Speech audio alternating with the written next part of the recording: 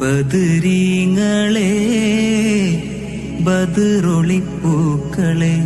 ബഹുമാന്യ ശുഹദാക്കളെ.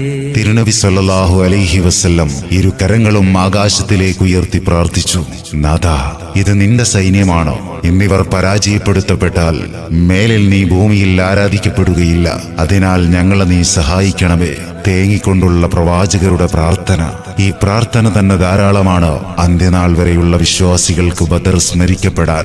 ഓർക്കുന്നില്ലേ, ഇസ്ലാമിക വികാസ ചരിത്രത്തിൽ നിർണായക പങ്കുവഹിച്ച മഹത്തായ പ്രഥമ പ്രതിരോധ സമരമായ ബദറിനെ ഒരു അനന്യ പൗരുഷ പ്രകാശങ്ങളായ ബദരീങ്ങളെക്കുറിച്ച് നമുക്ക് അനുസ്മരിക്കാം. കേരളപുരം ഹസൻ ചിസ്തിയ അക്കാദമിയിൽ മാസാന്ത സ്വലാത്തും ജലാലിയ റാത്തീബും ബദർ അനുസ്മരണവും 2026 മാർച്ച് 8 തീയതി ഞായറാഴ്ച ഉച്ചയ്ക്ക് 2 മണി മുതൽ ബഹുമാനപ്പെട്ട ശൈഖുന ടി.എ. ത്വാഹ സഅദി ജലാലിയ റാത്തീബിനും ബദർ അനുസ്മരണ പ്രഭാഷണത്തിനും നേതൃത്വം നൽകുമ്പോൾ ആലപ്പുഴ മസ്താൻ പള്ളി ചീഫ് ഇമാം, കൊല്ലം മർക്കസുന്നൂർ ഡയറക്ടർ, ആത്മീയ വേദികളുടെ നക്ഷത്ര പ്രശോഭം സയ്യിദ് അഹമ്മദുൽ അമീൻ ബാഫഖി അൽ അസ്ഹരി തങ്ങൾ മഹത്തായ സ്വലാത്ത് ദുആ മജ്ലിസിന് നേതൃത്വം നൽകുന്നു. ഏവർക്കും ഹൃദ്യമായ സ്വാഗതം.